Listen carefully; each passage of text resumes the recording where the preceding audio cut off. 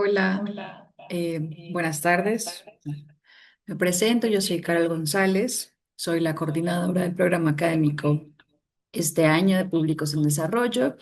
Las temáticas generales sobre las que giró el encuentro fueron la programación conjunta y la cocreación, y a partir de estas generamos una convocatoria donde le sumamos la gestión cultural comunitaria y las experiencias institucionales de desarrollo de públicos. A partir de eso, se generaron tres mesas con 11 participantes y en este momento vamos a iniciar con la mesa número 2 del programa académico. Permítanme un segundo, solucionamos el eco. ¿Ya me escuchan mejor? Ok. Este, mm, entonces vamos a dar paso como a la segunda mesa. En este caso nos va a acompañar como moderadora Mónica Díaz García y las dejo con ella. Buenas tardes a todas y a todos. Les damos la bienvenida a la segunda mesa del programa académico de Públicos en Desarrollo. Esperamos que estas mesas nos den mucho para reflexionar y para dialogar. Entonces, voy a empezar por, bueno, reiterarles mi nombre, soy Mónica Díaz García. Y quiero recordarles la dinámica. Vamos a escuchar primero las tres ponencias y la ronda de preguntas va a ser al finalizar las tres ponencias.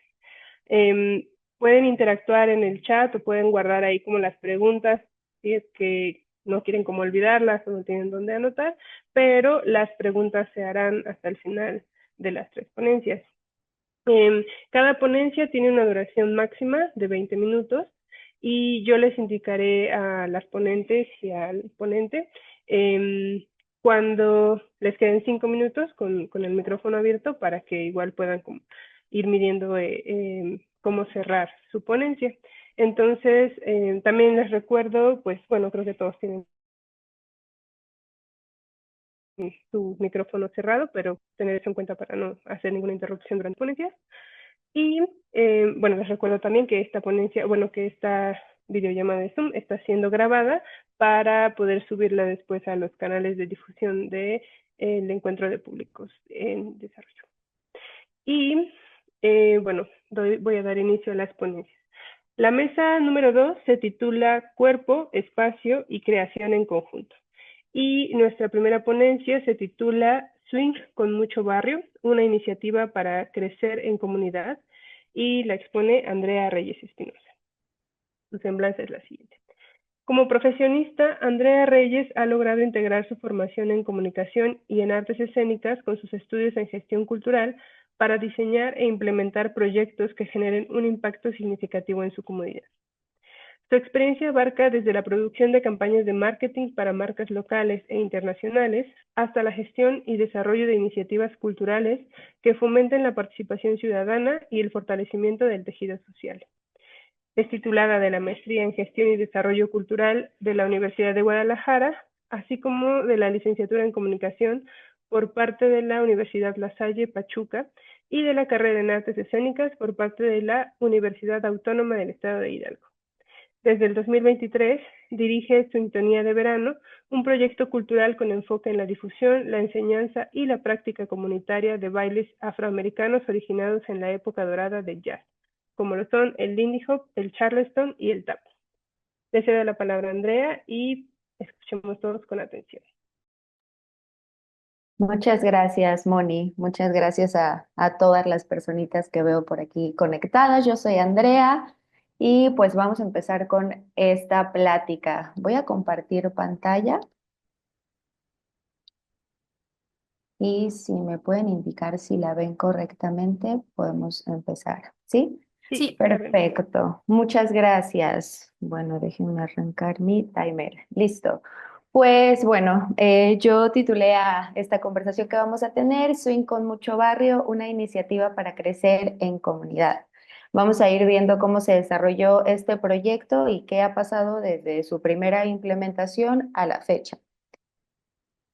Antes que nada, me gustaría contextualizar a las personas que no están familiarizadas con el término swing o con lo que me refiero cuando les digo swing. El swing es un estilo es un subgénero del jazz y tiene, digamos que un gemelo artístico que es el baile y el baile es conocido como Lindy Hop.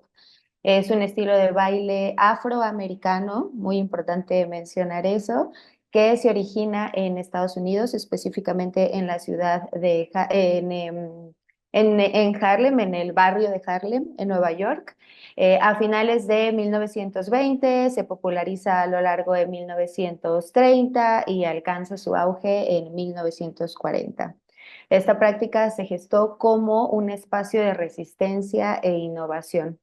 Recordemos que pues tiene 100 años que esto ocurrió, entonces pues las situaciones sociales eran muy complejas entre las personas negras y pues las personas blancas, aún existía muchísima segregación y estos espacios eran de los pocos a los que las personas negras podían tener acceso para espacios, bueno, para tener un momento de recreación y un momento de creatividad y de pues descanso también.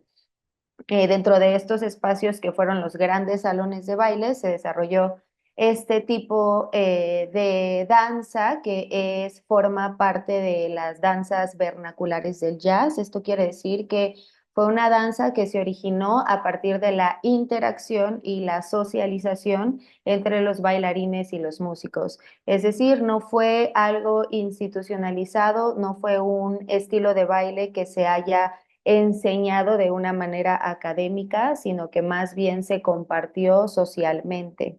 Esto lo hace pues muy revolucionario porque se formó un lenguaje muy diverso, muy vasto y muy complejo, simplemente de la socialización y la interacción, la creatividad, la imaginación, la improvisación entre los bailarines y los músicos en estos espacios. A la fecha, 100 años después, el indie hop continúa evolucionando. Todas estas características que tiene tan de raíz como la comunidad, la improvisación, la resistencia, ha hecho que pues se mantenga vivo a lo largo de estos 100 años. Si bien pasó por un momento en el que no se bailó tanto como en su periodo de auge, volvió a agarrar fuerza más o menos en los años 80 y hoy por hoy podemos encontrar comunidades del indie hop casi en todo el mundo. Es muy impresionante cómo está creciendo y por qué está creciendo, ¿no? Yo quiero pensar que es porque está empujando los espacios para socializar, que cada vez son menos, está empujando los espacios para la creatividad, para dejar de ser productivo por un momentito, ¿no? Y poderte otra vez conectar con con otras personas en el momento presente, ¿no? Y sin la virtualidad y todo esto que de repente pues nos consume hoy en día. Toda esta historia yo podría quedarme aquí hablándoles 15 minutos de esto, pero esta historia fue algo que resonó muchísimo para mí como bailarina de este género y como pues también investigadora de él durante la elaboración de este proyecto. Otra cosa que también me empujó a hacerlo real es que, bueno, es importante compartirles que este proyecto surgió como parte de una investigación académica que yo estaba realizando en la maestría de gestión y desarrollo cultural en la Universidad de Guadalajara. Entonces, bueno, comienza así, comienza como parte o un anexo de una investigación académica en la cual pues tuve que buscar cómo aplicarlo, cómo darle un espacio lógico, ¿no? Y pues sensato a este proyecto y a esta iniciativa. Actualmente yo estoy en Guadalajara, aquí estoy viviendo y aquí se aplicó la primera implementación de este proyecto. Yo empecé a observar la ciudad, pues yo no soy de aquí, yo soy de Pachuca, tenía como poquitos meses viviendo aquí, entonces pues me pongo a evaluar la ciudad, a investigar qué onda con sus centros culturales, con sus espacios de interacción, sus museos, etcétera, etcétera.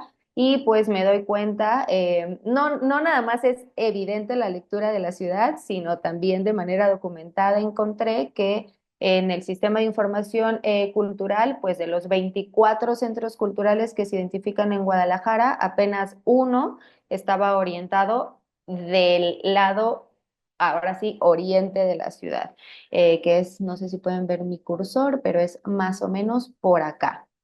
y era muy, muy clara la centralización de la oferta cultural institucional. Estoy hablando de algo institucional muy particularmente.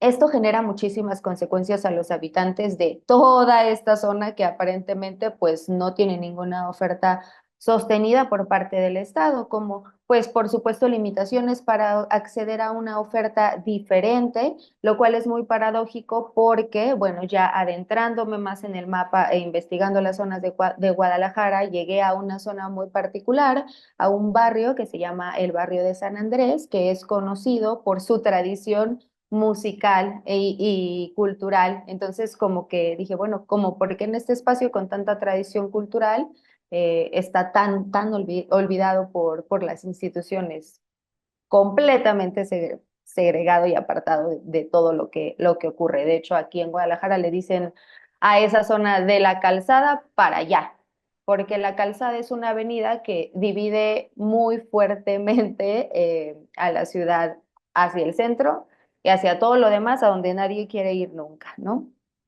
Entonces, bueno, pues en este barrio existe, hay un grupo, no sé si alguno lo haya escuchado, que se llaman los Freddys, que fue un grupo pues que fue muy, muy famoso en su momento, así como en la escuela de mariachi, entre otras cosas, ¿no? Entonces, como yo dije, bueno, pero pues entonces, ¿por qué está esto así como que tan olvidado, ¿no? Em, y pues no es que no haya actividades culturales, también caminando por el barrio, conociendo a la gente, adentrándome en sus espacios públicos y en los espacios donde ofrecían cosas de baile, de teatro, deportivas, etcétera, pues me di cuenta que sí existía una oferta, pero que era resultado del trabajo autónomo y organizado de los propios habitantes del barrio. Si ellos no se organizaban, y no ponían ahí en la mesa estas propuestas, pues simplemente no pasan. Y bueno, es así como el Indie Hop pues encuentra un terreno fértil aquí en San Andrés, no nada más como una herramienta cultural, sino también como un proceso capaz de integrarse a estas propuestas comunitarias que ya existían. Por todas las características que ya más o menos les compartí de este estilo de baile, pues históricamente ha demostrado la capacidad para reunir a personas de múltiples edades y orígenes en una misma pista. Aquí la fotito que vemos, él es un gran bailarín del Indie Hop, Frankie Manning, él fue uno de los encargados de compartir con las nuevas generaciones pues este baile, ¿no? Bailó hasta sus 94 años y bailaba con personas súper jóvenes, ¿no? Entonces, como que desde ahí dices, bueno, no hay límites para este tipo de interacción, es un baile tan libre y tan divertido que en verdad yo me he encontrado con personas que nunca he visto antes, que incluso no hablan español, personas con las que a lo mejor no hubiera podido encontrar otra manera de interactuar más que este lenguaje que pues ahora nos hemos estado dando el tiempo de conocer. Y así es como nace Swingtonía de Verano, que fue el primer taller gratuito de iniciación al baile swing en San Andrés.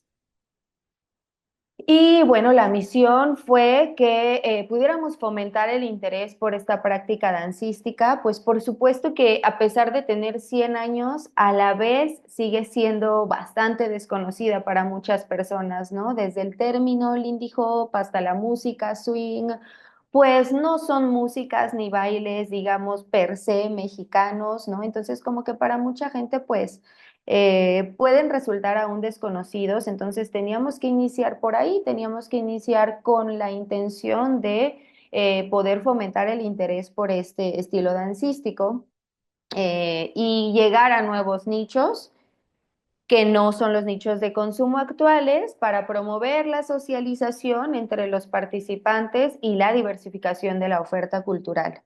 La visión era es convertirnos en un referente de innovación entre los centros culturales de Guadalajara y la zona metropolitana, en un grupo consolidado de bailarines, ese es un dato muy importante que voy a retomar más adelante, y en una herramienta para fortalecer continuamente a la comunidad a nivel estatal y nacional. Si entre nosotros, que somos los que bailamos y los que queremos este estilo de baile, no nos fortalecemos, pues lo más probable es que las comunidades vayan desapareciendo. Entonces es muy, muy importante pues estar todos respaldándonos.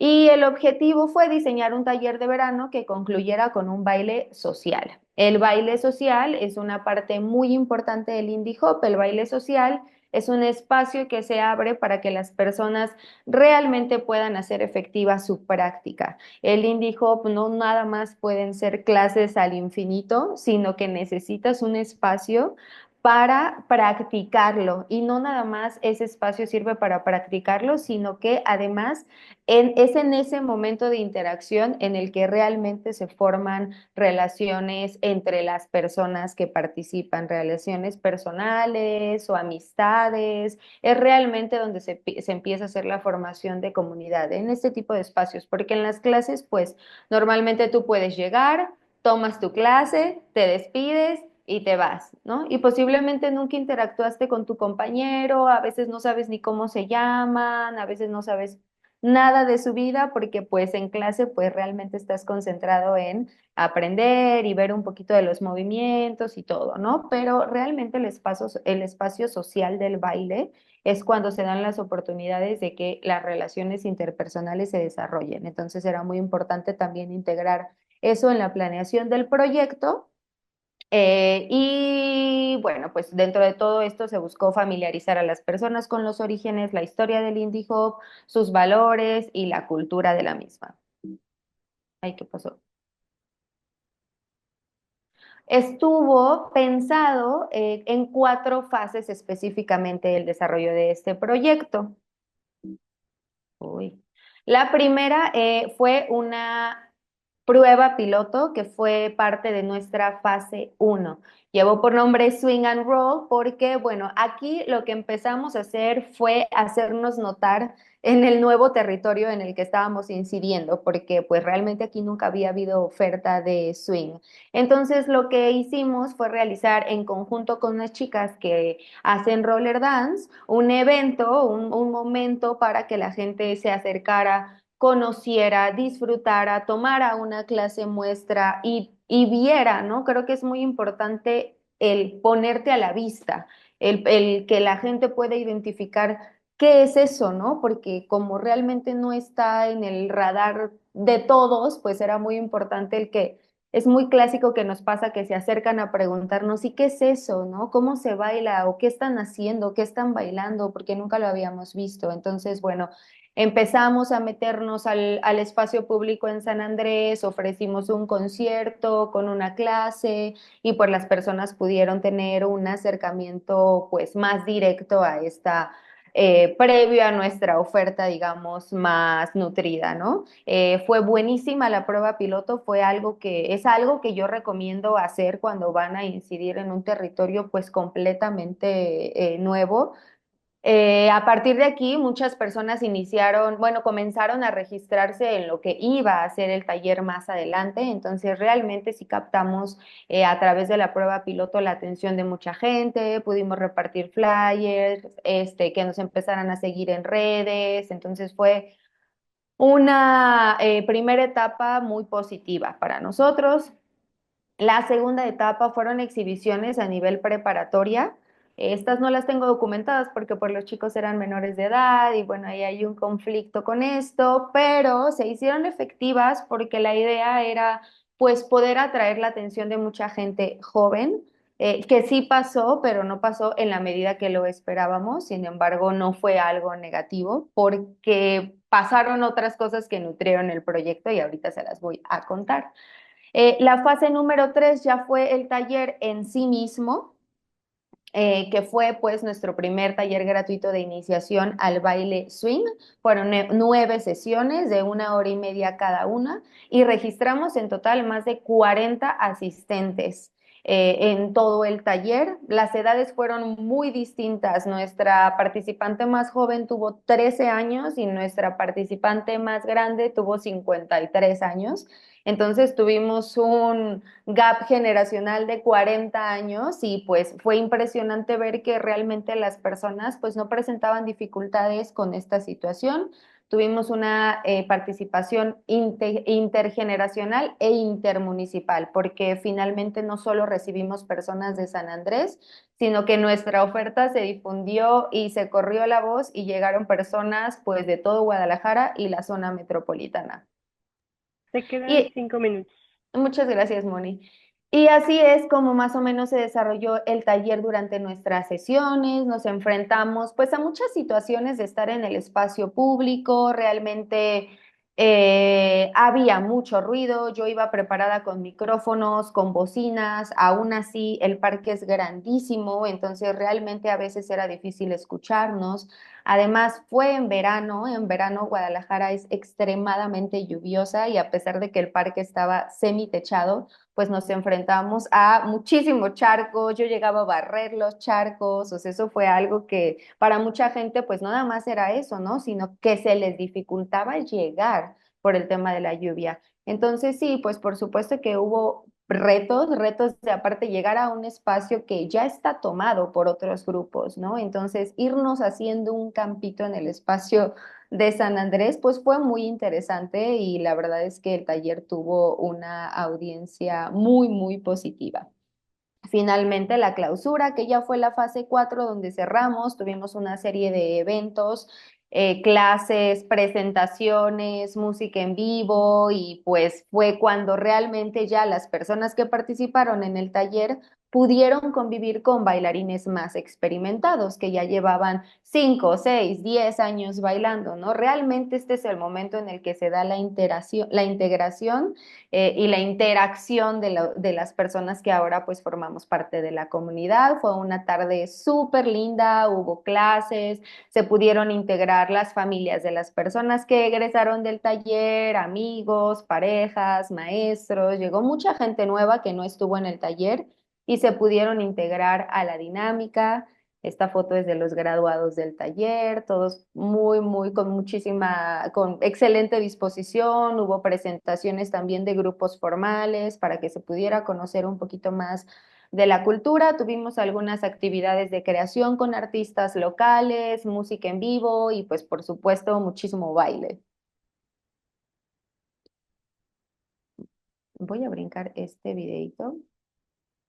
Ok, y los resultados. Bueno, pues echamos mano de las redes sociales, por supuesto, para difundir esto. La mayoría de las personas se enteró por medio de las redes sociales. Utilizamos Instagram, Facebook principalmente, y también me apoyé de medios de comunicación locales como medios de la universidad, periódicos, incluso de los canales de Secretaría de Cultura Guadalajara, porque también fueron nuestros aliados en la implementación de este proyecto.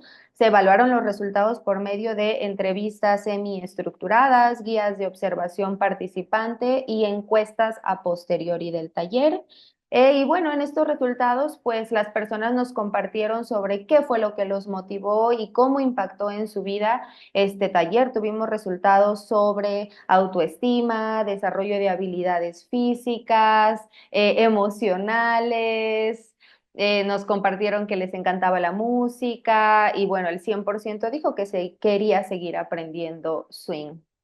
Para mí, los aprendizajes más importantes, pues tener en consideración para futuras implementaciones, pues el calendario y la logística. El tema del clima fue complejo, la infraestructura del espacio, como ya les compartí, nos ganaba de repente el ruido, la convocatoria específica y también pues la sostenibilidad, pensar en la sostenibilidad, porque esto fue un proyecto, pues bueno, que fue ahora sí que con patrocinadores, aliados, voluntarios se hizo posible, ¿no? Pero ¿qué sigue a partir de esto? Pues es importante pensarlo. Y bueno, después de eso ya creo que es cuando realmente se crece en comunidad, porque a partir de la primera implementación, pues se consensó con el grupo qué iba a pasar y así fue, para no perdernos, para que no fuera como, ok, ya nos vimos un mes y no nos volvemos a ver. Entonces lo que hicimos fue encontrar nuevos espacios, nos Empezamos el grupo, retomamos el grupo en un centro cultural que se llama Ortográfica, en donde estamos pues desde aquel entonces todos los viernes y además haciendo eventos como bailes sociales de manera muy seguida para pues seguir creciendo la comunidad y visibilizándonos. Estos son algunos momentos en el nuevo espacio cultural y también pues ya hemos sido invitados a festivales como el Festival del Venado en Mazamitla, donde también hemos podido participar pues dándonos a conocer, invitando a la gente y pues mostrando lo que hacemos. La estructura actual del proyecto me permite soñar con futuras expansiones, entonces llevar el taller a otras escuelas, otros centros culturales, a otras ciudades, es algo que está en puerta para este proyecto y pues eso sería todo de mi parte. Muchísimas gracias. Muchas gracias, Andrea. Agradecemos mucho tu intervención. Y vamos a continuar con la ponencia titulada Memorias reflexivas, Sonomorphis como laboratorio de co-creación transsonora, que está a cargo de Luis Santiesteban, que ya veo por aquí. Bueno, la semblanza de Luis Santiesteban es: él es compositor, artista sonoro, pianista e improvisador mexicano con formación híbrida en música popular, música académica de concierto, creación sonora e inter y transdisciplina. Estudió composición en música popular contemporánea en la Academia de Música Fermata, con afiliación a Berklee College of Music, la maestría en música con especialidad en composición en la Universidad Veracruzana, el diplomado en creación sonora con nuevas tecnologías en el Centro Mexicano para la Música y las Artes Sonoras, y la maestría en artes inter y transdisciplinariedad en la UAP. Actualmente estudia la maestría en arte sonoro en la Universidad Nacional de Quilmes y el doctorado en Ciencias y Humanidades para el Desarrollo Interdisciplinario en el CEI UADEC. Trabaja en 6 diferentes proyectos, centrando su producción en los proyectos que denomina transsonoros. Sus principales intereses son la creación transsonora, la co-creación, la improvisación y el arte relacional. Adelante, Luis.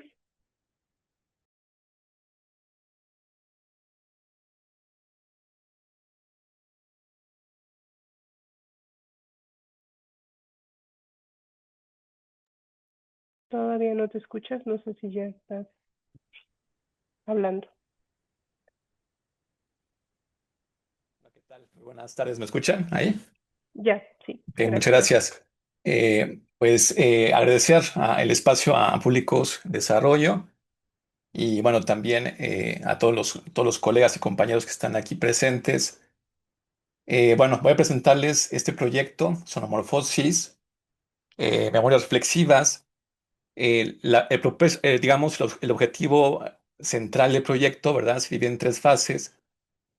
Y bueno, ahorita les voy a presentar el proceso y los hallazgos del proyecto, analizar la obra en un laboratorio de co-creación y reflexionar sobre cómo la participación redefine también la escucha. Para eso voy a poner un poquito en contexto. Esta obra se comisionó por Gerardo Zárate, que es un guitarrista de la UNAM, es doctorante por la UNAM. Y la idea de este proyecto era hacer un producto, producto interinstitucional, ¿no? Entre la UNAM y la UADEC. Entonces se fue desarrollando y bueno, se involucraron otras instituciones, fueron acercándose, por ejemplo, el IMAC, ¿no? Llevamos el proyecto al IMAC, el Instituto de aquí de Puebla de Cultura Municipal, y también se conectó el proyecto con el CEI de la UADEC en Coahuila. Entonces, la idea era justamente abrir caminos, abrir canales para que pudiera acercarse este proyecto, divulgarse y difundirse, además. Y bueno, fue presentado en el EAC del Puebla, un espacio reciente que está cerca del Instituto Municipal de Horticultura. Y aquí la primera pregunta que establezco en este proyecto es cómo la participación activa del público redefine la escucha desde el arte sonoro y experimental relacional.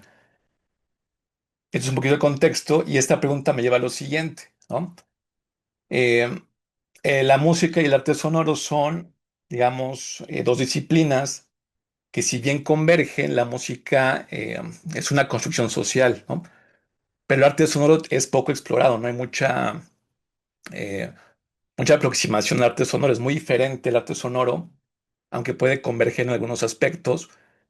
Para poner en contexto, el arte sonoro está más relacionado, por ejemplo, a la instalación de performance, otras prácticas que son ajenas a la música, pero que utilizan el sonido como medio de expresión. Entonces me pareció interesante abordar esta parte porque justamente como artista me aproximo más a esta línea de arte sonoro, que está más apegado a la transdisciplina justamente, ¿no? Entonces aquí hago esta diferenciación entre música y arte sonoro, la música como campo tradicional, jerarquías claras, ¿verdad? Códigos establecidos y público como receptor en la mayor parte del contexto, ¿no? De cierta manera, en algunos contextos, algunos géneros, hay público activo. Por ejemplo, en el caso del son, ¿no? Son huasteco, muchas veces el público participa, interactúa en los versos, cantando. Es muy natural como parte de la esencia. Sin embargo, está acotado a la música, que es una disciplina muy idiomática, ¿verdad? Hay muchos géneros. El arte sonoro, en cambio, ¿verdad? Proviene del sound art, que está apegado a las artes plásticas visuales, que utilizan el sonido como medio también en instalaciones, galerías, etc. Entonces, es un campo emergente, realmente es emergente, ¿no? Es una disciplina emergente y utiliza como recurso la transdisciplina. Esto quiere decir que trasciende, ¿verdad? Ciertas artes, ¿verdad? Lo visual, lo sonoro, y lo lleva también a un campo de saberes no académicos, donde también la gente, el público, la comunidad se acerca de cierta manera para poder hacer de esto algo transdisciplinario, ¿verdad? Y bueno, igual aquí acoto un poquito desde Bourdieu, mencionando Bourdieu, ¿por qué? Porque Bourdieu establece algo muy importante que es el campo, ¿no? Los conceptos de campo, los conceptos de capital cultural, de hábitus. Eh, en este sentido, por ejemplo, el campo es muy acotado del arte sonoro, ¿verdad? En el campo hay agentes que recién se están informando de qué trata en Puebla, específicamente en Puebla, ¿verdad? Para acotar y delimitar el territorio. Y en cambio la música, ¿no? La música es un campo, pues que ya todos conocemos por esta dinámica social. Y bueno, el arte sonoro en Puebla es un subcampo en construcción, con capital simbólico escaso y poca legitimación social, ¿verdad? Falta de instituciones, circuitos de exhibición y públicos habituados a sus prácticas. Entonces, es donde me interesa, es esta parte de cómo articular estos procesos de mediación para acercar estas propuestas desde mi perspectiva como artista sonoro. Y bueno, el contexto local, poco desarrollo de audiencias para el arte sonoro, oportunidad para generar nuevos hábitos de escucha y participación. Entonces aquí, ¿cómo podemos construir un campo de arte sonoro en Puebla que involucre activamente al público desde sus primeras etapas? ¿Verdad? Cabe resaltar que este proyecto Sonomorfosis también eh, contempla a público que de cierta manera conoce, pero no tiene cercanía con el arte sonoro, pero ha asistido a conciertos de música contemporánea, ¿no? Ahorita platico un poquito sobre ello, pero esta pregunta me lleva a la siguiente diapositiva, y en esta diapositiva presento un poquito la noción que trabajo como artista sonoro, que es la transsonoridad, ¿verdad? Entonces, la transsonoridad es una noción basada en el concepto de transdisciplina. Hay tres axiomas y la complejidad. ¿De qué trata? Es un sistema de composición, ¿verdad? De creación sonora y composición. ¿Por qué? Porque trasciende sus dicotomías. Pero me parece pertinente porque dentro de esta noción hay un concepto de arte relacional que involucra al público como espectador y como co-creador, ¿verdad? Entonces trasciende esa frontera del público como receptor a partir de la noción de arte relacional. Y bueno, a partir de esta noción desarrollé un sistema de creación transonora con propiedades, con procesos transonoros, y al final de cuentas el resultado es un proyecto transonoro que viene siendo este que estamos exponiendo. Y bueno, para compartir un poquito el contexto de las memorias descriptiva y conceptual, ¿verdad? Esta pieza que están viendo, esta imagen que están viendo, por ejemplo, pues incluye en la performance un intérprete, que es Gerardo, que está ahí en medio, ¿verdad? Cuadrafónico. Hay gente que está alrededor de Gerardo que puede ejecutar los instrumentos que están alrededor. Alrededor de Gerardo se colocaron distintos instrumentos musicales, no convencionales en el sentido de este contexto híbrido, ¿verdad? Y en este sentido, la parte descriptiva. La parte conceptual, la obra de sonomorfosis se basa en la anamorfosis, que viene siendo la apreciación que tenemos de cierta perspectiva, ¿verdad? En cuanto a una obra. Hay muchas obras de arte plástico, visuales, que ofrecen una perspectiva cuando tú estás girando, estás mirando el objeto. Está padre porque puedes ver de distintas maneras esa representación. ¿No? Hay varios artistas al respecto que trabajan con la anamorfosis, artistas visuales sobre todo. El collage, ¿verdad? Es otro elemento conceptual. El collage de esta obra contiene diferentes citas. Aquí la parte de identidad me pareció importante porque las piezas que reúne Sonomorphosis son obras musicales que ya se conocen. Entonces hice un collage, una mezcla de todas estas piezas para hacer la electrónica fija, no lo que se va a escuchar en los parlantes. Entonces ahí tenemos dos elementos y la cocreación. O sea, la cocreación es fundamental en esta obra porque si no, no hay existencia además de otras capas, otros estratos sonoros, ¿no? Entonces, además de la experiencia. ¿Por qué? Porque esto fue una experiencia significativa. Fue casi una mediación, no fue una mediación porque o sea, le hace falta elementos de mediación, por ejemplo, un taller, etc. Pero fue una experiencia significativa que detona, que puede detonar una mediación. Entonces, bueno, ¿cómo se transforma la experiencia artística cuando el público decide qué escuchar y cómo intervenir? Entonces, aquí fue interesante cómo participó el público. De inicio se hizo para presentar el proyecto, una encuesta de entrada, ¿verdad? Y también de salida, pero también hubo un momento de convivencialidad en donde la gente, las personas también interactuaron post evento. Entonces fue padre porque la experiencia no solamente fue ir a escuchar al músico e interactuar con él, sino que implicaba también una cercanía con los demás. Entonces el artista pasa de ser también o sea, pasa a este nivel, ¿verdad? De público, de cierta manera, ya en la etapa de convivencialidad. Entonces hubo una transición pasivo-activa. Les voy a compartir el video más adelante para que ustedes puedan ver cómo el público se va incorporando poco a poco a la co-creación. Entonces, sí hay elementos que tuvimos que detonar muy interesantes. Por ejemplo, yo me tuve que levantar, ¿no? ¿Por qué? Porque el público es tímido, entonces es muy difícil que de primera instancia se acerque la improvisación que hubo en la co-creación. Entonces, yo tuve la responsabilidad, ¿verdad?, de poder acercarlo de cierta manera, y de ahí pues, se abrieron los demás y los demás se fueron conectando.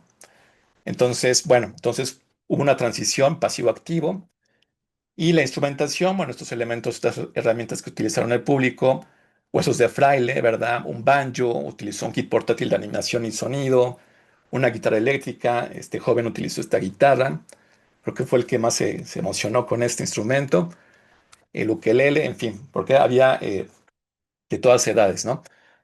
Y bueno, aquí también subrayo esta parte, la escucha como un acto político y negociación de colectiva, ¿verdad? Para el desarrollo de la obra, de la teoría a la acción colectiva, hubo varias fases. La primera fase fue la previa, que fue en abril y mayo de 2025. Hubo una investigación teórica de estos autores para poder trabajar la obra. sustentarla teóricamente. Hubo un diseño participativo con 10 agentes clave, estos 10 actores, agentes o sujetos, como queramos llamarlos. El evento se llevó a cabo el 21 de mayo de 2025 y utilizó la improvisación libre como un recurso en la co-creación. Tuvimos un registro audiovisual en 3D y 4K, una buena producción del material, para tener no solamente el registro, sino también tener la obra en sí. Y el protocolo metodológico fue en cinco etapas, aquí fue interesante y es emocionante. ¿Por qué? Porque hubo una encuesta de entrada y salida, ¿verdad? Para contrastar percepciones iniciales y finales sobre el arte sonoro. Interacción ya en la obra, una inmersión, es decir, las personas podían circular alrededor del intérprete para escuchar ese collage que cita a ciertas piezas populares y clásicas mexicanas, ¿verdad? Hubo una documentación en tiempo real y al final la etapa de socialización. ¿Por qué? Porque no llega a ser una comunidad, porque hay elementos que no son todavía suficientes para determinar que es una comunidad, pero sí la etapa de socialización puede llevar a la comunidad. Entonces hubo una convivencia post-evento, hubo aperitivos, etc. en este espacio, entonces fue muy interesante la experiencia, fue significativa para ellos. Y bueno, estas fueron las experiencias recogidas, agencia distribuida y gesto impredecible. ¿Verdad? Por ejemplo, tuvimos ingenieros químicos, una psicóloga ahí interactuando, y los hallazgos, de manera sucinta: 80% sintió impacto y 20% lo explicó técnicamente, ¿no? Entonces sí hubo una respuesta en esta prueba piloto justamente, y la co-creación como experiencia sensorial corporal, ¿no? También el recorrido, la interacción, el intercambio de instrumentos, también ellos interactuaban entre ellos, para intercambiando. Y bueno, para cerrar un poquito, pongo estas preguntas también, para reflexionar. Arte o caos, por ejemplo. eh, Esto tiene un trasfondo también teórico, pero también, por ejemplo, práctico, ¿no? ¿Por qué? Porque hay límites entre lo planeado y lo espontáneo. Hay una estructura que establece el artista, pero la emergencia que establece el público es muy interesante, porque esos errores que tocaron fueron parte de la experiencia también de la obra, ¿no? Y bueno, Y quedan 5 minutos. gracias. Y como conclusiones, verás, Metamorfosis como modelo de co-creación transsonora y cuasi mediación. Y aquí subrayo cuasi porque es una prueba piloto para trabajar y mejorar esta estrategia de mediación, ¿verdad? Entonces, esta obra se va a presentar más adelante, como la misma prueba piloto lo establece. Y bueno, también van a ver estos elementos de improvisación, arte sonoro y relacional, pero enfocado más a público joven. Entonces, fue una experiencia significativa. Y pues nada, sería todo. Agradecer a Públicos de Desarrollo y a todos mis colegas y compañeros. Muchas gracias, Luis. Muy interesante. Em, Les recuerdo que si les van surgiendo preguntas, las pueden anotar en el chat o las pueden escribir por ahí para que al finalizar las retomemos. Por último, vamos a nuestra última ponencia, que es con la participación de Panayú García Sala, y su ponencia se titula ABC Papalote, de eventos a proyectos, un compromiso con los docentes. La semblanza de Panayú es, ella es una gestora cultural, académica y artista visual con más de 7 años de experiencia en el ámbito de las artes escénicas y la producción cultural. Con una formación en humanidades por la UPAEP y una especialización en fotografía documental de la UBA, ha participado en proyectos en temáticas de divulgación de la ciencia, parkour y archivo. Actualmente coordina 2 programas curriculares en humanidades, uno en gestión cultural y el otro en producción de arte, las cuales se imparten en 11 colegios de nivel bachillerato como licenciamientos del CLIC en UPAEP. Le cedo la palabra a Panayú. Adelante.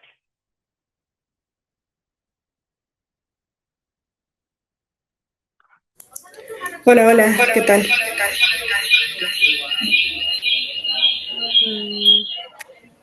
Ay, perdón, es que estaba tratando de conectar otro dispositivo porque no puedo prender la cámara en este.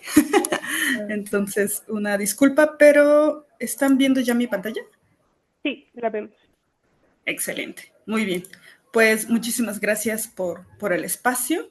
Yo justamente quisiera compartirles una sencilla sistematización en la cual estoy trabajando, que fue un proyecto en un gimnasio de parkour. Y bueno, por esas razones, pues parece importante resaltar desde el título la relación que existe entre el cuerpo, digamos, o sea, las personas, ¿no? Las habilidades que se desarrollan y cómo depende del territorio, ¿no? Y las dinámicas sociales o las prácticas culturales que también se dan en esta. Y concretamente, pues nosotros nos ubicamos en la colonia Bugambilias, que está al sur de la ciudad. Ya más adelante iré profundizando también en la parte territorial con unos mapas. Pero antes de eso, quisiera resaltar algunos temas clave, ¿no? Primero, ¿qué es el parkour? Seguramente algunos de ustedes tendrán algún tipo de idea en la mente cuando hago relación a esta actividad, tal vez por alguna serie por allí, alguna película, algún video musical, entre otros, ¿no? ¿Y cómo entendemos esta práctica?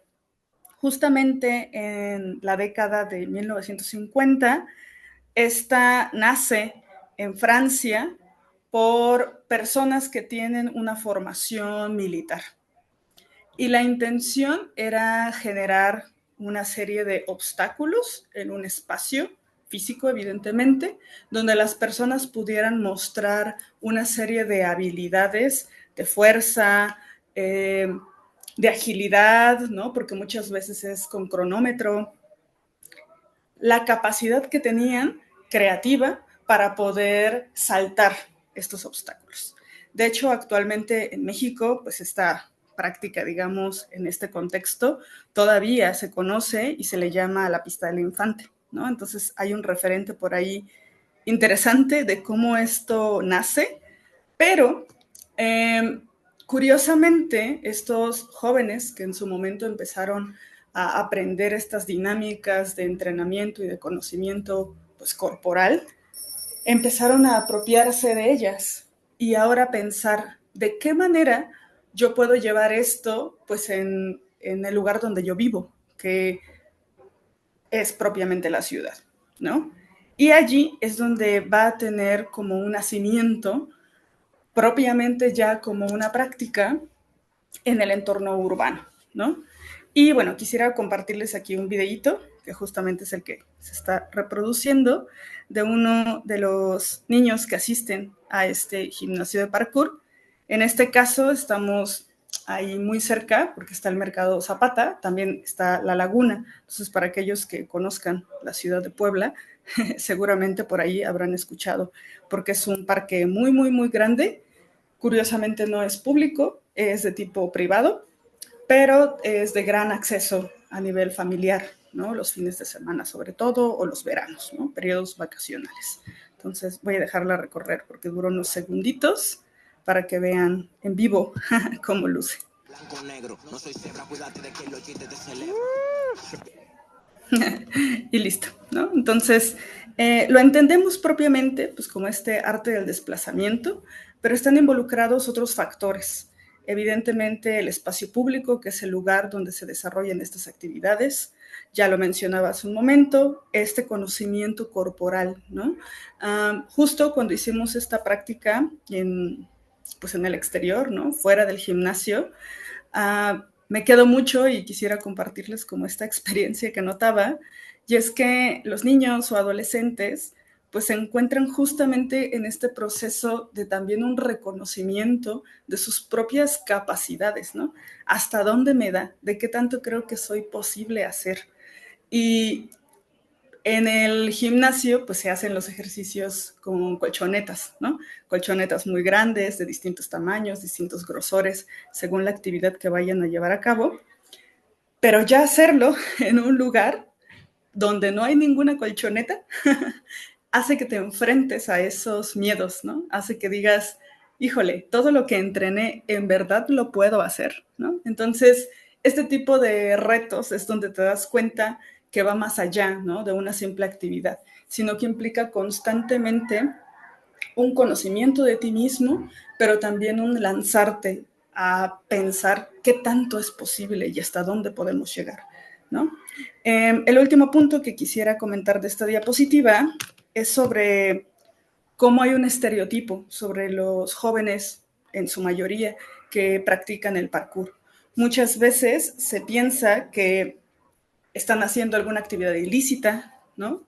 Por ahí platicando con varios de ellos en el espacio, en estos ejercicios de diagnóstico y de conocerles ya de forma personal, van saliendo, ¿no? De, pues es que hay que ir como en bolita, ¿no? Hay que ir como no solito o sola, siempre hay que ir como en estas dinámicas donde se puedan como acompañar por si se les acerca alguien y les pregunta o les dice, no hagas eso, ¿no? O por qué lo estás haciendo de esa manera.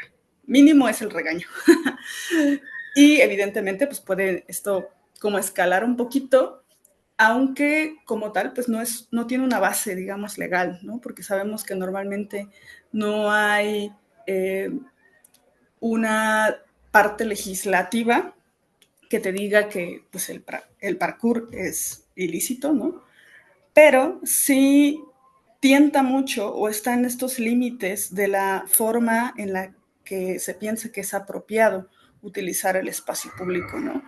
Aún con las consideraciones que esto conlleva y de los cuales ellos son muy conscientes a lo largo del proceso. Pero bueno, este es un tema ahí clave. Este es el espacio físico, ¿no? Esta es una de las imágenes que ustedes pueden ver allí, que son justamente tomadas en distintos momentos de los entrenamientos o del espacio, y pues así se ve la portadita, ¿no? Ahora, entrando un poco en el tema del diagnóstico, justo este proyecto que les comparto y las experiencias en concreto son de 2 convocatorias. Una que se lleva a cabo en 2021, donde el proyecto se llamó Parkour por el Barrio, y fue por una convocatoria a nivel municipal de la Secretaría de Bienestar. Y la segunda parte se retoma en una convocatoria que hace el INJUVE, hace como unas brigadas especiales a jóvenes que llevaban a cabo proyectos en territorio y con enfoque comunitario. Entonces, yo de manera particular metí la propuesta para seguir trabajando y pues fuimos también seleccionados de esa manera. Entonces, este proceso pues, de aprendizajes va enmarcado en estas 2 líneas.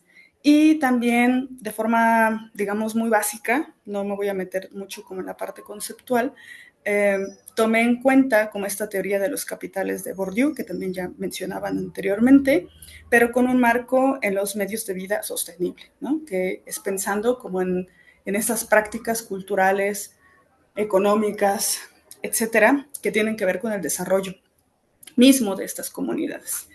Y justo, otros temitas por ahí que ya les decía, esto se encuentra en la colonia Bugambilias, que es al sur de la ciudad de Puebla, y pues también me parece súper clave reconocer pues, la figura de Benjamín, que es como tal quien lidera este espacio, el que da las clases a los niños, niñas, jóvenes de parkour y que él mismo comenzó como practicante ya hace algunos ayeres y que ha generado una comunidad, ¿no?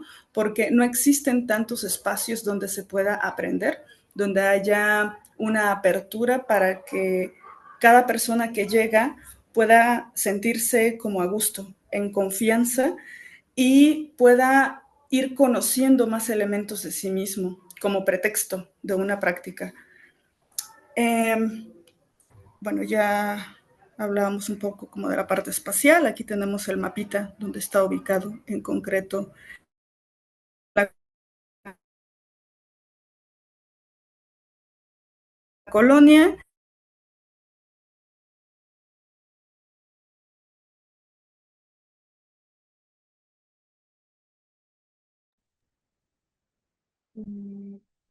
Panayu, creo que Se cortó tu sonido, tu audio. Voy ahora con el segundo tema. Parte de este diagnóstico implicó generar como otros dos mapas, el de la ubicación, evidentemente, para el tema territorial, geográfico, un mapa de amenazas y un mapa de capacidades y recursos.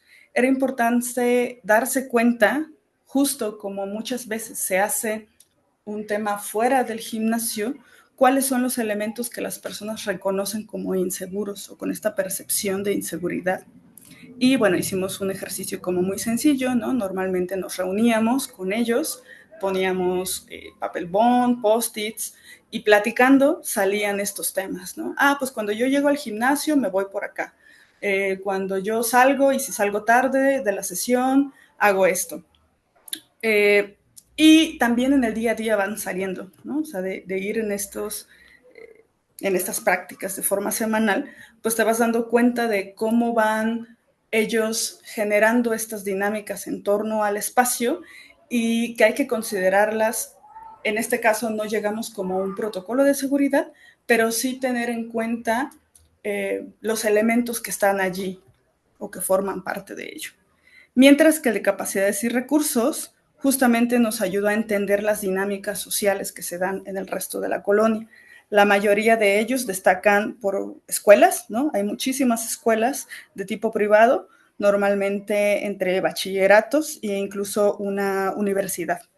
Entonces, por allí pensar en las vinculaciones comunitarias luego de poder acercarse a algunos de estos lugares, ya sea para mostrar el espacio, para también abrir un poco el conocimiento mutuo de estas instituciones, o al menos saber, ¿no?, quiénes están allí, al igual que tú. Y la última parte de este diagnóstico fue un árbol de problemas, el cual nos ayudó a dar un poco el primer paso a qué otras actividades complementarias podían sumarse aparte del parkour, ¿no? Entonces, el enfoque central del gimnasio era parkour, un elemento deportivo totalmente, pero de ahí empezamos a ver, ¿no? ¿Qué tal si hay un taller de emociones para niños y niñas? Porque nos damos cuenta que tiene que ver con enfrentarse a muchos miedos o inseguridades personales, ¿no? La mayoría son justo varones, ¿no? O personas que se identifican con el género masculino, ¿no? Niños jóvenes. Pero ¿qué pasa con las niñas? ¿Qué pasa con las mujeres jóvenes? Entonces, también de acuerdo al detectar como estas necesidades de la misma comunidad y del mismo espacio, hicieron o permitieron que posteriormente saliera pues la programación colectiva. Ahora, me voy a ir en concreto para el tema de análisis del impacto con Bourdieu, ¿no? Apoyándome, como ya lo habíamos mencionado al inicio.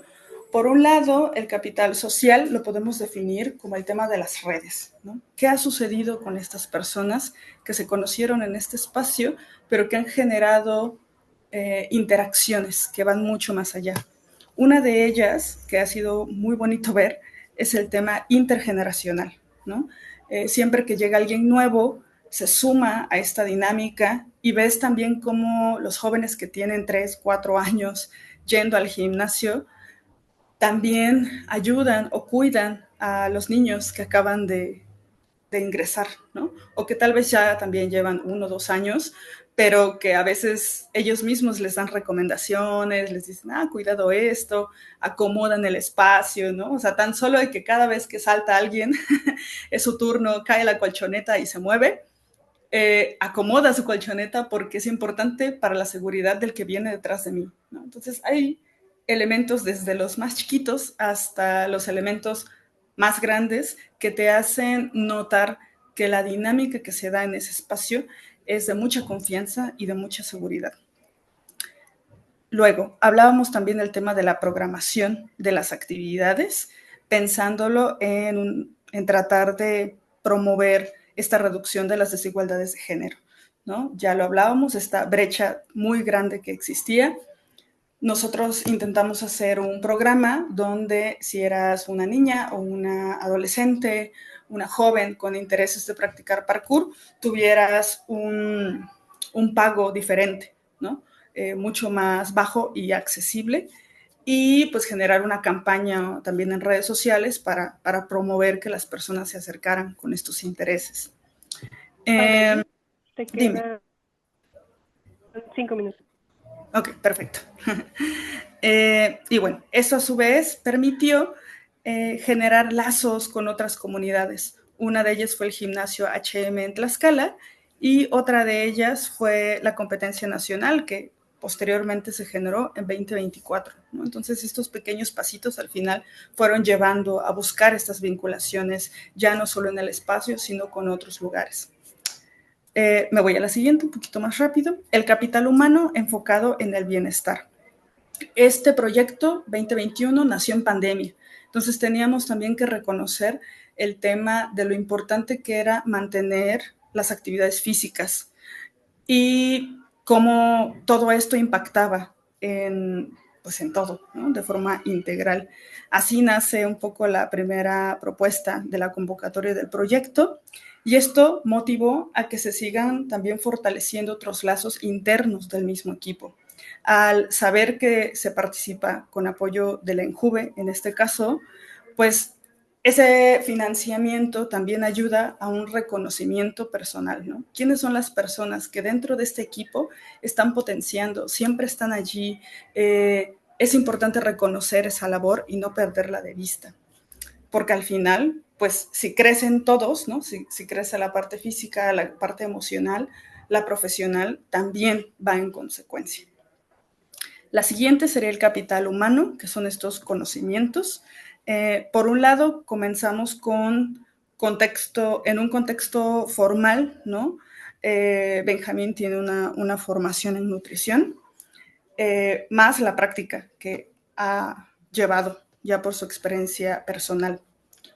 Así que tenemos como una doble función, ¿no? Un tema muy interesante de cómo los saberes pues no solo se limitan al aula, pero ya al momento de conformar el gimnasio como un espacio también profesional, pues implica aprender nuevas cosas y poder tener idea de cómo el proyecto también podía servir para que los jóvenes conocieran una manera de cómo conectar su interés del deporte con otros temas.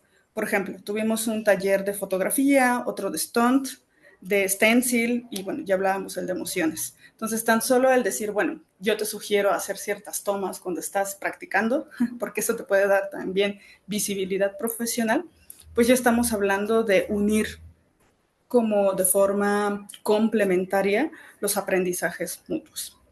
Y el último, el capital económico, pensado o centrado en la sostenibilidad del proyecto.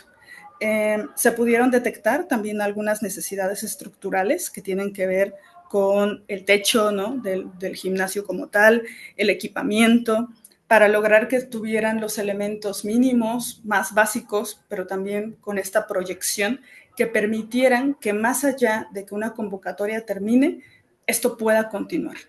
Y bueno, al menos hasta este momento es así, está sucediendo de esa manera, el proyecto sigue activo y sigue con un ímpetu pues todavía cada vez más grande. Entonces, esto también da muestra un poquito de los alcances que esto conlleva.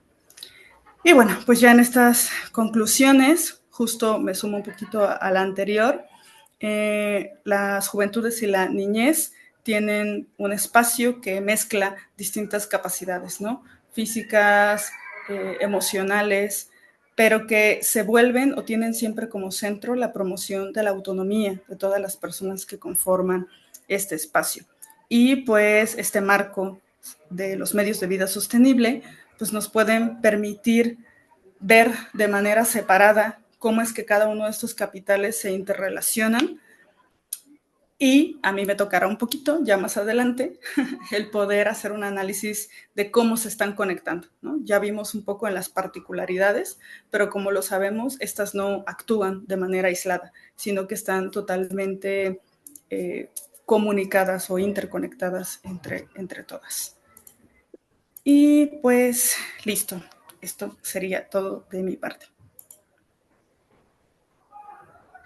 Muchas gracias, Panayú. Te pido una disculpa porque en el documento que teníamos se nos hizo bolas lo del título. Lo que acabamos de escuchar es Diálogos entre Cuerpo y Territorio, el parkour como práctica de la cultura comunitaria en la colonia de Bugambilias, Puebla. Entonces, corrijo. Agradecemos tu intervención. Ahora sí tenemos el tiempo de las preguntas. Invitamos a todas las personas que acaban de escuchar las ponencias que si tienen preguntas, comentarios o una apertura a diálogo, levanten su manita con las reacciones que hay aquí abajo en el Zoom para que les vayamos dando la palabra. También si tienen problemas con el micrófono o prefieren escribirlas por el chat, también lo pueden hacer de esa manera y yo las puedo leer. Y pues listo, este es el espacio de diálogo final. Así que también las ponentes y el ponente pueden también intervenir con preguntas para las otras participantes si les interesa o si hay algo ahí que surgió como duda. Entonces, no sé si alguien tenga una duda para comenzar. Teníamos un comentario en el chat, creo que fue a finalizar la ponencia de Luis, que decía de Carla Herrera, cuando rompes límites y creas nuevos campos de investigación es cuando la obra trasciende. Muy interesante la propuesta. Y bueno, sí creo que se refiere sobre todo a esta transdisciplinariedad y toda esta innovación que nos compartía Luis del arte sonoro como bueno, yo lo entendí un poco como esta combinación entre la música y las artes plásticas. Creo que no lo había pensado así, pero el arte sonoro como más ligado a las artes plásticas y que planteabas esta característica, bueno, corrígeme si me equivoco, del arte sonoro con un público como agente, más que un público receptor, como sucede en la música. No sé, pues ya empecé yo, si quieras ampliar esta noción de público agente respecto al arte sonoro o compararla con esta parte de público receptor con la música, por ejemplo. Sí, muchas gracias, Mónica. Sí, en mi experiencia sí fue importante poder trascender esa o pensar en trascender esa parte, porque también el público puede ser partícipe de una experiencia significativa, pero diferente, ¿no? En el sentido de pasar de este estado receptor, espectador, y transformarse gradualmente a un público más cercano al artista. También, por ejemplo, eso también lo estoy como trabajando a raíz de una, pues sí, de una reflexión, ¿no? Los escenarios establecen de entrada esa jerarquía, ¿no? Un escenario en el que está el artista enfrente del público y bueno, el auditorio, ¿no? Entonces, de inicio también el espacio establece como una separación, ¿no? Entonces, también, en ese sentido, también, ¿por qué no romper esa barrera o esa separación de alguna manera? Y obviamente hay varios factores que inciden en la obra, ¿no? O sea, la calidad artística está también en juego, pero, por ejemplo, cuando la obra está controlada, como en este caso son sonomorfosis, hay una guía de fondo, de trasfondo, ¿verdad? Que va asegurando que el error sea parte del proceso creativo.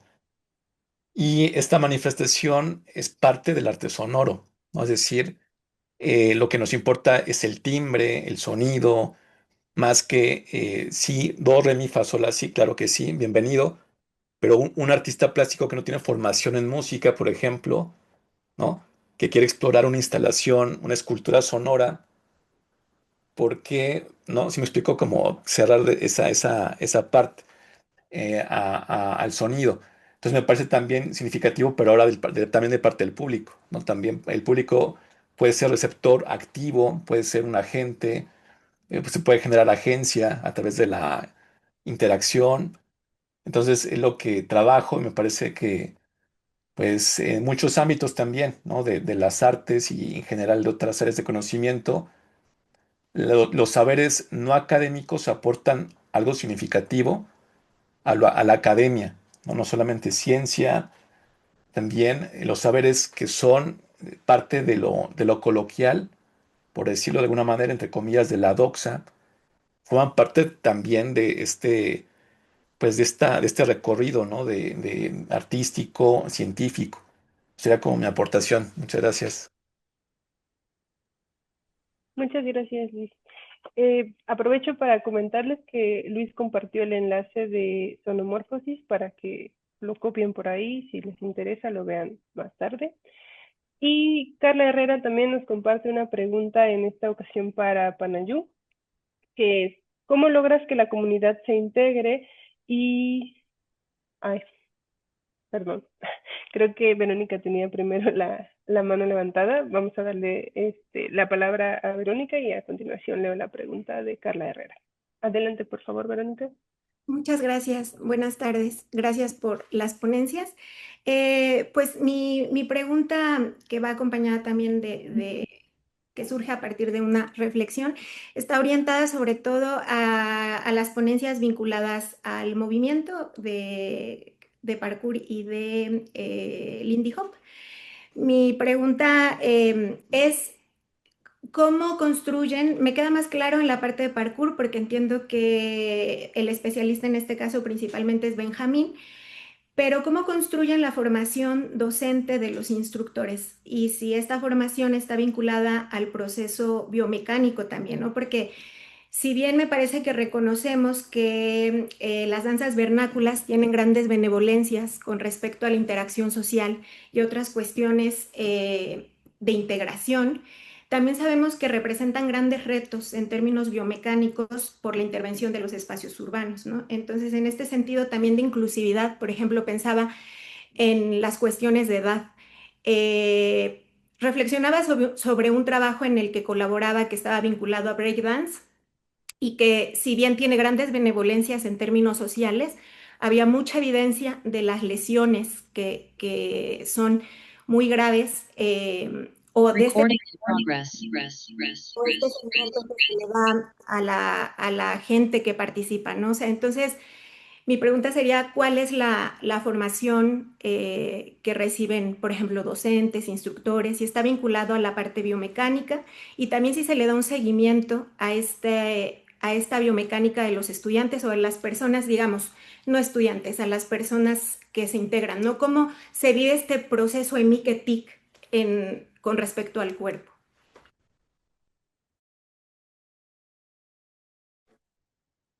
Hola, si quieren yo puedo atender la pregunta. Gracias, Vero, por tu pregunta.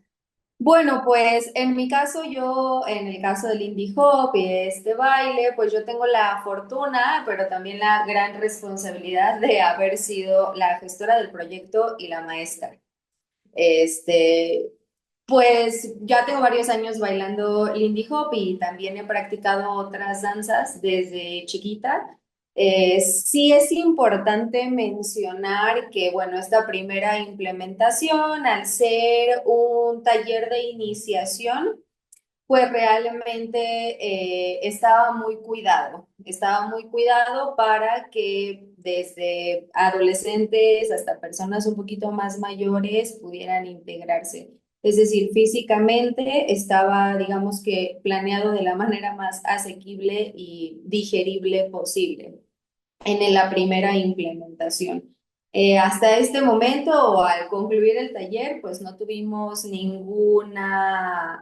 nos compartieron como que alguna molestia o alguna lesión o alguna cosita así. Sin embargo, por las dinámicas de las clases siempre incluyen el proceso de calentamiento y el proceso de estiramiento al final de las sesiones, ¿no? Para evitar, pues las lesiones se pueden dar a cualquier edad, entonces para evitar eso.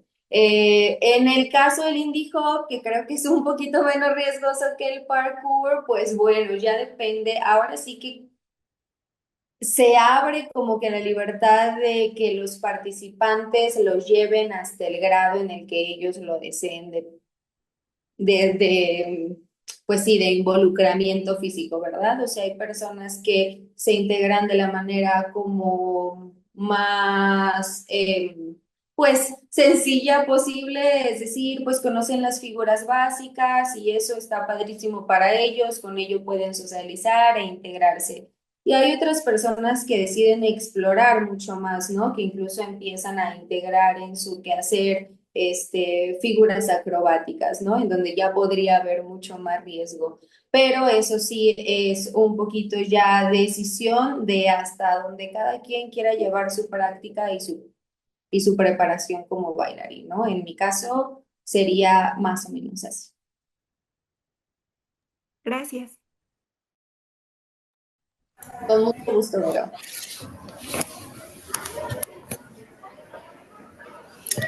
Hola, hola. Pues bueno, en el tema del parkour, a ver, si bien me parece necesario comentar que no tenemos como esta conceptualización tal cual en la cual te referiste, que se me hizo como interesante, ¿no? Como incluir el aspecto también mecánico de estas actividades. Por un lado, sí, Benjamín, que justo por aquí anda, eh, tiene esta formación, ¿no? En nutrición sobre todo. Tiene la experiencia de haber trabajado en otros 3 lugares previos relacionados también a estas actividades físicas y ya en la práctica propia, ¿no? Porque por estos saberes en espacios pues no formales, ¿no? como lo es la misma calle, ¿no? Como un espacio también importante de valorar, pues es la conjunción de ambas, ¿no? Para una de las convocatorias, que fue la de Secretaría de Bienestar, sí consideramos como un elemento muy sencillo, como una lista de cotejo, ¿no? Donde cada uno de los participantes, en el tiempo en que estaba determinado el proceso de los talleres, teníamos que, o yo en este caso, iba marcando un poco lo que observaba, ¿no? Entonces iba platicando con él me daba sus impresiones y yo iba marcando como lo que notaba, ¿no? De los chicos, de las chicas, de los jóvenes, ¿no? Y eso me ayudaba a, desde este enfoque, porque al final pues, yo también tengo como esta percepción muy desde la educación,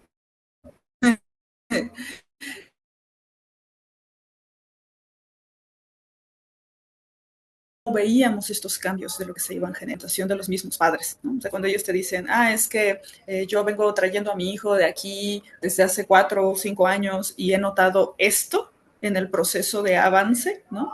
Que ya no entra en esta sistematización que acabo de mostrar, porque obviamente es un proceso mucho más amplio que tal vez debería por ahí complementarse en entrevistas, ¿no? Un poco más estructuradas en ese sentido, pero sí notan que han habido elementos físicos, ¿no? Por ejemplo, desde el crecimiento, ¿no? Como de estiro más rápido, ¿no? Como solemos decir, hasta elementos más personales, ¿no? De ver que los chicos eran mucho más introvertidos y con el proceso de socialización también han desarrollado este otro tipo de habilidades blandas, ¿no? Que podemos decirle. Entonces, eso, yo creo que los centraría en esos elementos. Muchas gracias. Gracias.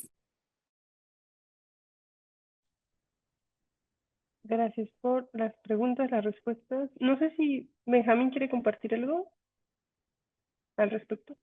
Hola, muy buenas tardes. ¿Me escuchan? Ok, respondiendo a la pregunta de Verónica, primero hay que tomar en cuenta que el parkour es un deporte nuevo, tal cual. Entonces, muchas veces ha sido bajo error y como experiencia, práctica y error. Pero obviamente ya para llevarlo a un nivel ya de enseñanza, se tienen que tomar como cuenta, como lo que acabas de decir, la biomecánica. En este caso, yo tomé la formación de un curso que se llama Optimización Acrobática con un tal Eric Iván Onofre, no sé si lo conozcan. Él es básico en todos esos temas de la biomecánica y pude tomar capacitación con él en el, ¿cómo se llama? En el INPODE. Entonces ahí es donde comienzo mi desarrollo, a comenzar a entender el cómo se comienza a desarrollar. ¿Por qué? Porque aunque él nos los dio de gimnasia, obviamente va con elementos que también se utilizan. De ahí pasando el tiempo se crea el comité de parkour, donde son varios chicos que estudian lo que es cultura física y en base a eso comienzan a desarrollar la metodología de la enseñanza, ya que el deporte parkour es, como tú le dijiste, es muy lascivo, Entonces, buscar la forma, el cómo poderlo introducir de acuerdo a las edades. ¿Por qué? Porque tú puedes exigirle a un atleta, pero su tiempo de vida va a ser muy corto. Entonces ahí ya comienza a segmentarse el cómo poder entrenarlos. Entonces, como tal, sí se tiene como esa formación, ya que pues se ha visto que al hacerlo de manera empírica conlleva un riesgo más alto, pero llevarlo de una metodología del A a la Z conlleva a que puedas cuidar mejor a tus atletas y que tengan un mejor desempeño y mayor tiempo de vida en cuanto al deporte. Muchas gracias. Sí, ya no a ti. Muchas gracias. Bueno, ahora sí retomo la pregunta de Carla Herrera, si es que no veo otras manitas levantadas, que es también para Panayú. ¿Cómo logras que la comunidad se integre y deje a un lado el miedo a los espacios abiertos? Complementa. Se me hace muy difícil en estos tiempos y más con las nuevas generaciones que se encierran tanto tiempo acompañados de la tecnología.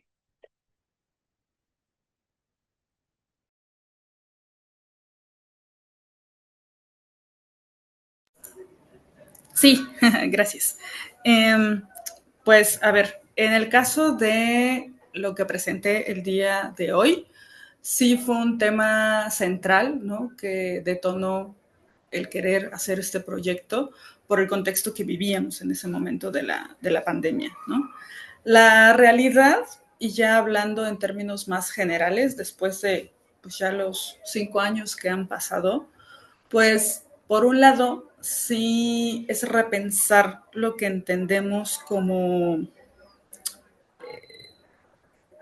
falta de interés en espacios abiertos por parte de jóvenes o niñeces, ¿no? O sea, yo más bien como que replantearía un poco ahí la percepción inicial del tema, porque nos damos cuenta que hay chicos y chicas con muchísimos intereses, ¿no? Entonces, cuando ellos están en el gimnasio, y evidentemente Benja también podrá complementar mucho esto, te vas dando cuenta, por un lado, que se hacen actividades así de integración, ¿no? De que ellos vayan viendo cómo van sus propios avances. Hay actividades también que son un poco más relajadas, ¿no? Entonces, ahorita que pasó el verano, que ya está cerrando el verano, por ahí hubo un día de piscina, ¿no? Entonces ves otras dinámicas en las que también se desenvuelven y se desarrollan los chicos y chicas. Y ellos escogen normalmente también, junto con Benja, planear momentos de salidas, ¿no? Para ir visitar a ciertos lugares en concreto donde ellos ya con mayor experiencia saben o han practicado, ¿no? Entonces, recuerdo uno de Los Fuertes, ¿no? Entonces, justo para quienes viven en la zona de Puebla, que es una zona pues ya más alta, digamos, ¿no? O sea, literalmente está en lo alto de la colina. Tienen distintos aditamentos en ciertos parques. Entonces, ellos utilizan estas barreras pues, para generar distintas acrobacias en el espacio público, pero muchas de estas son como escogidas entre todos, ¿no? Entonces, ahí vas viendo cómo, pues, cómo se desarrollan y hacia dónde también van pues, sus inquietudes, ¿no? Entonces, eso también se me hace muy bueno, ¿no? Que es un ejercicio muy horizontal y muy participativo el que se propone dentro de las dinámicas internas del gimnasio.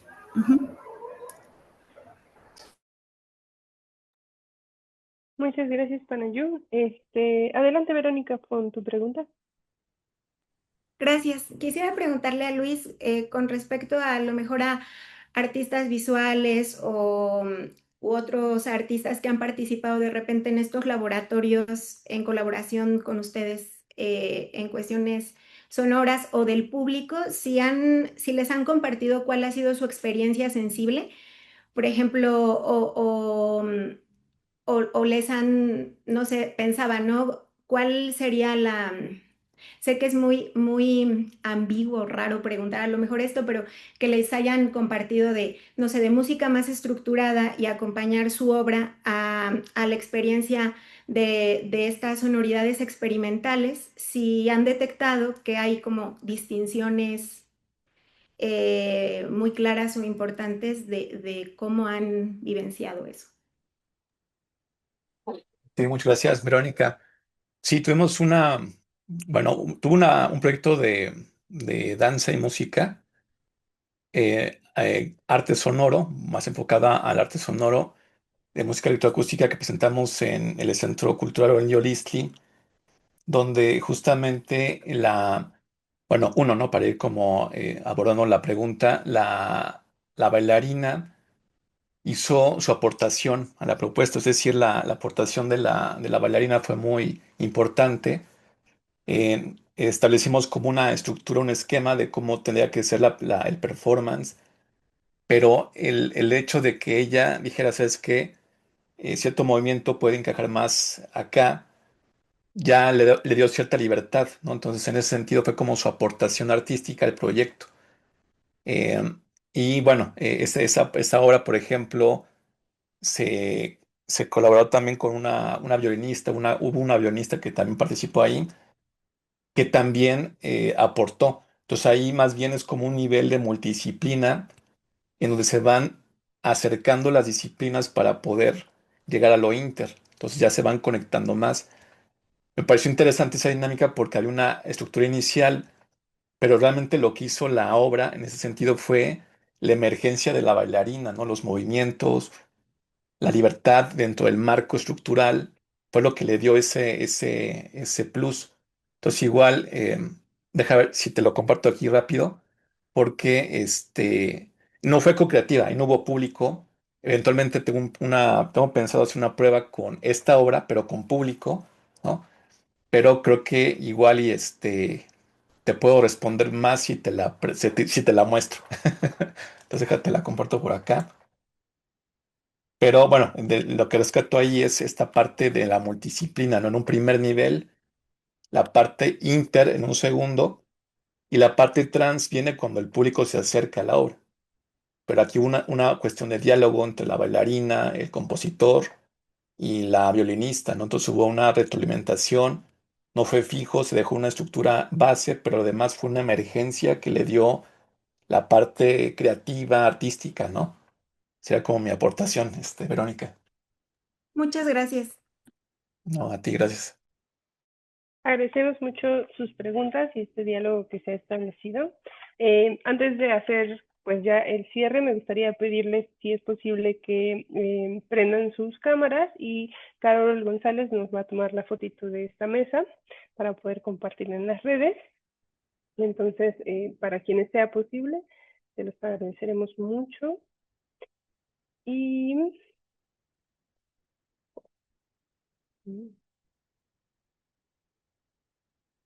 tú nos indicas cuando esté tomada. ¿Listo? Muchas gracias. Pues con esto damos fin a la segunda mesa del programa académico virtual de Públicos en Desarrollo. Me dio mucho gusto acompañarles y participar de este espacio. Agradecemos mucho a las ponentes y a Luis también, nuestro ponente, y también por estar aquí con nosotros, a quienes se conectaron, por escuchar, por reflexionar con nosotras y por sus preguntas. Les recuerdo que mañana tenemos la última mesa del programa académico virtual, que será a las 10 de la mañana con el mismo enlace de este Zoom. Y esta mesa se titula Prácticas culturales y programación en comunidades no institucionalizadas. Tenemos la participación internacional de algunas ponentes y bueno, también para quienes estén en Puebla, hoy ya a las 4 de la tarde comienzan las actividades presenciales en la Alianza Francesa. Tendremos actividades también aquí en el viernes y el sábado serán en el Museo UPAEP. Entonces les agradezco nuevamente por estar aquí y eso sería todo por nuestra parte en esta mesa. Muchas gracias y hasta luego.